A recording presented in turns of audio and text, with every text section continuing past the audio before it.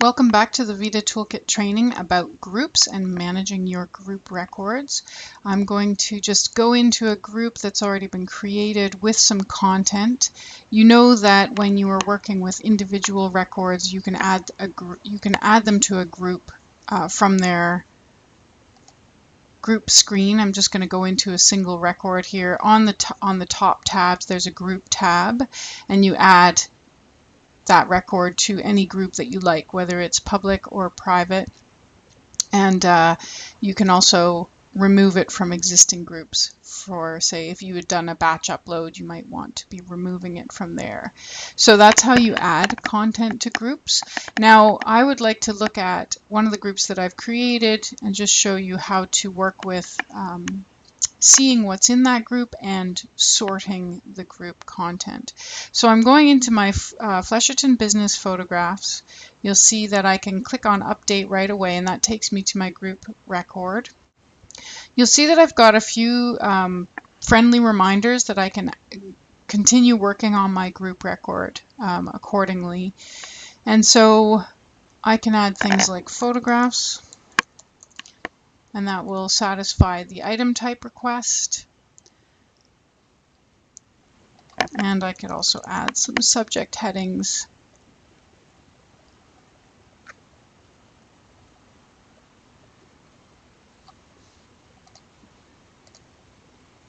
And I'll click Update. And on the left-hand side, you'll notice that I can go in and manage the records that are contained in this group, and also I can sort those records. If you want records to show in a particular order, alphabetical or chronological, this is the place to do it. So the first thing is to go in and show the records that I have.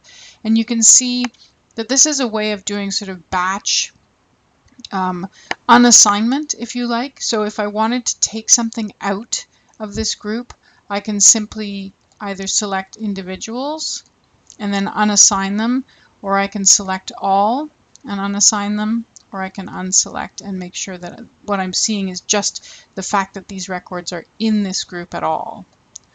And I can also navigate to those items individually. So for example, I noticed that Bernard's Quality Cars is a non-public record, but it should be public. So I'm going to open up my description on this, make it a public record. And then I can navigate back to that group from my group screen. Okay, so now I've got my 6 items and they are all public records. Now, if I wanted these to be sorted in a particular order, if I have less than 10 items, they will show up with elevator buttons. So I can simply click and hold and drag, and when I manipulate them, I can put them into a different order. In this case, we could put them in alphabetical. Sometimes you need to just tweak a little to the right to get them to move into place. So now we have these all in the order we want, B, C, C, F, F, M, and I'm going to commit the changes. This is also a good button to know about. Even if you're not resorting the items, it's a good button to know about if you make changes, like you're adding new items to groups, retroactively. If you've had a group open and created for a long time, you start adding new material, sometimes it's good to come in and just commit those changes. What it does is it pushes the information up to the index and updates that index. So let's go back to the group record. I'd like to see it in the public view. I'm just previewing the group record. So what I have is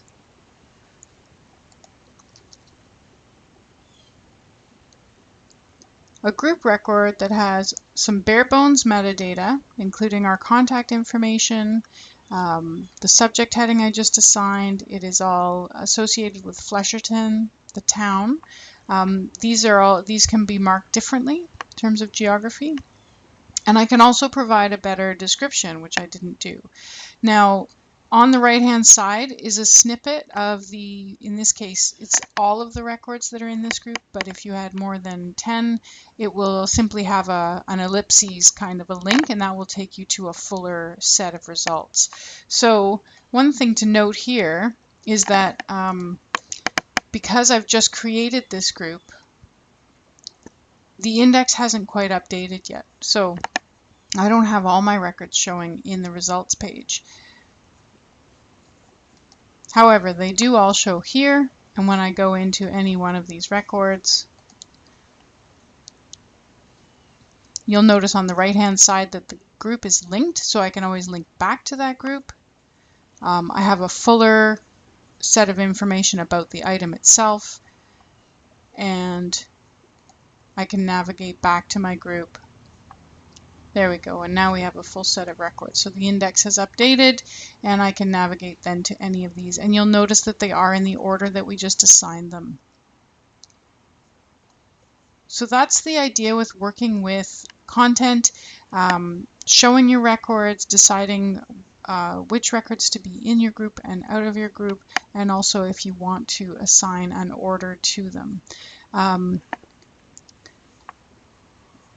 The only other thing to think about is if you do have content in a group and you want to delete the group record, it will stop you. You can't delete a group record until all of those items are unassigned from the group. So you can do that here, right? You can do your whole select and then unassign them directly here, or you can go into them individually and take them out.